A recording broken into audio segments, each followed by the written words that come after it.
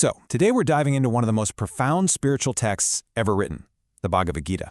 At its heart, it's really a guide for those moments when you feel completely stuck, when you're facing those impossible choices. Let's see what it has to teach us. And this is the question at the heart of it all, isn't it?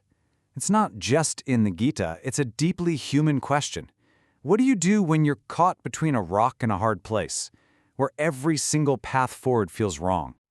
To really explore that question, we first need to meet our main character, the incredible warrior Arjuna, right at the absolute lowest point of his life. He's literally frozen, facing this huge internal crisis right on the brink of a massive battle. I mean, just try to picture this scene. The armies are all gathered, the battle horns are about to sound, and Arjuna looks across the field. But he doesn't see faceless enemies. He sees his cousins, his uncles, his most revered teachers, the very people who made him who he is. And this is his breaking point. He actually drops his bow, completely paralyzed by grief. His words here just capture that raw despair.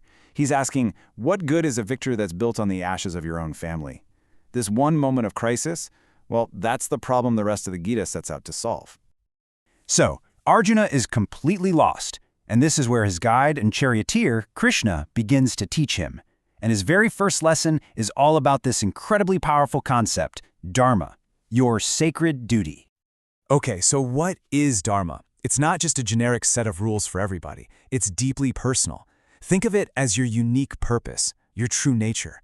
For a warrior like Arjuna, his dharma is to fight for what's right. For a doctor, it's to heal. It's all about finding and living out your specific role in the grand scheme of things. And this line from Krishna, wow, it just hits the nail on the head. His point is so profound. You can't escape your own path by wishing you had someone else's. Your duty, your dharma, is uniquely yours, and the real challenge is just to fulfill it as best you can. And this is such a crucial idea. Krishna isn't just giving Arjuna a command to fight. He's explaining that running away from the battle isn't taking the moral high ground. It's actually abandoning his responsibility. And in this worldview, avoiding your dharma would create more chaos, more suffering, not less. All right, so Arjuna gets it. He has to fight. That's his dharma. But how? How can he possibly do that without being completely destroyed by the grief of it all? This brings us to Krishna's next big idea, the art of selfless action. This is karma yoga, and honestly, it's a total game changer. The idea isn't to stop doing things, but to completely change your relationship with the things you do. It's about pouring your whole heart and soul into your duty, while at the same time letting go of any claim on the results. So how does that work in real life? Well, you can think of it like this. First, you put all of your focus on the action itself, not what you're going to get out of it. Next, you release that attachment to getting a reward or praise or even victory. And finally, you act without that paralyzing fear of failure or loss. The psychological benefit here is just immense.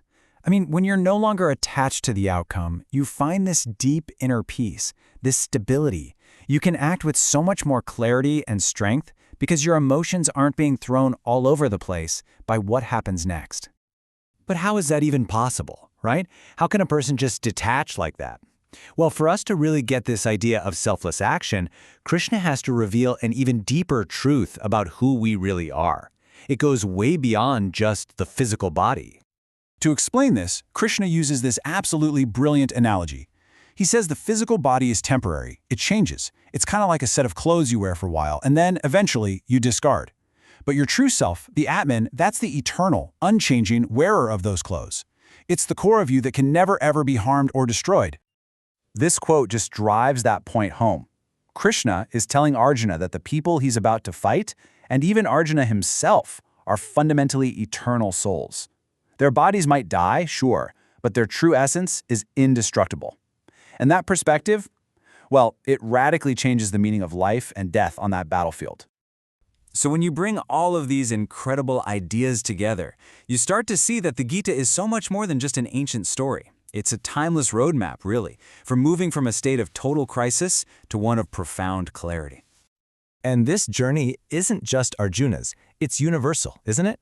We all have those moments of overwhelming crisis.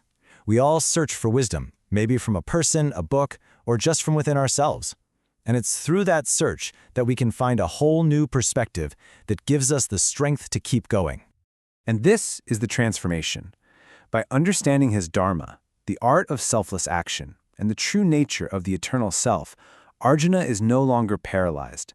He picks up his bow again, not with hate or with greed, but with this calm, clear resolve to do what must be done. So in the end, the Gita turns its questions right back to us.